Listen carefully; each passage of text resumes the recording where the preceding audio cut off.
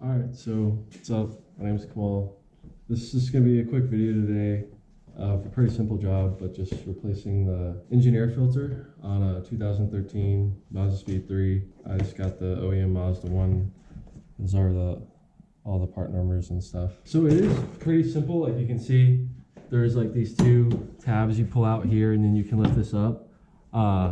It's been a while since I replaced this, so like I just tried to do that, and I pulled it out, but you can see here like the back corner on the far right side here, it just kind of messes up the seal. Before I put the new one in, I just figured why not just show you guys how to take this all the way off. For the mass airflow sensor here, you just have this one clip. I just have a clip tool basically. You kind of just like get it out. It's kind of messed up, but it's all right. And I think we just push down right here. Oh yeah, you can see it kind of levers up that side. And then this comes off. And the last thing is the this clamp here, which is just a 10mm socket. Yeah. So we'll just loosen this up. Which honestly, that was already kind of loose. And this should just push off. And then this should come out. You can see your mass airflow sensor in there. Too dark. Oh, it is? Mm-hmm. You can see it now, though.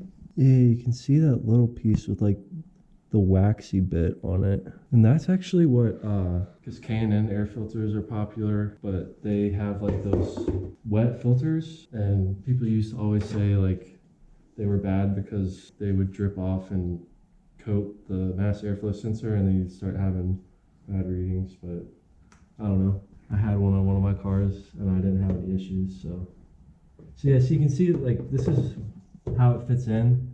You can see how it's just tight back here in that back corner.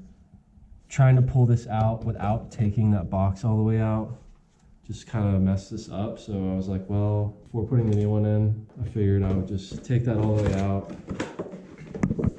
That way it's not a problem. Yeah, the only thing is every time I actually do this, I take a vacuum cleaner and I'll vacuum out this area. I mean, a lot of guys say it's unnecessary just because, you know, everything's under the filter, but it's not something difficult to do. So we're gonna vacuum that out quickly and make sure that side of the airbox is clean. So yeah, we just vacuumed it out. Not that big of a deal. You can see this one's like, does have some like crap up in here. There is like a little edge there. You see, the main thing, like you just want to worry about is this back corner. You can kind of see how it like sits down in there. Just making sure it's actually sitting down in there. Because yeah, this one does kind of seem a little tricky just because you just want to make sure you don't roll any of the corners.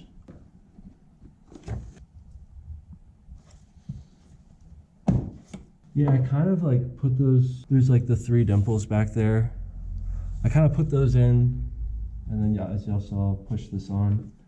But then you can actually look inside there and just make sure that the edge of this isn't rolled over, because it is kind of tight.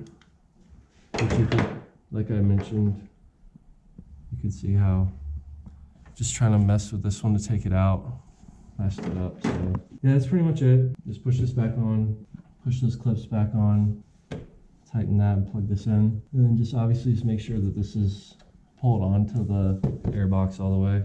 Yeah, that's it. I mean, it is simple. I'm sure some of you could just take these clips off and do it that way, but I chose to just take it all the way off because of this, as I was showing you.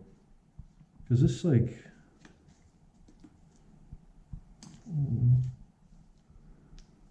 yeah, I guess it just tuck around the edge. I mean, this one might just be fragile because it's been in there for so long. It's gotten a little brittle, but yeah, thanks for watching. Please like the video and subscribe to the channel, and I'll see you guys in the next one.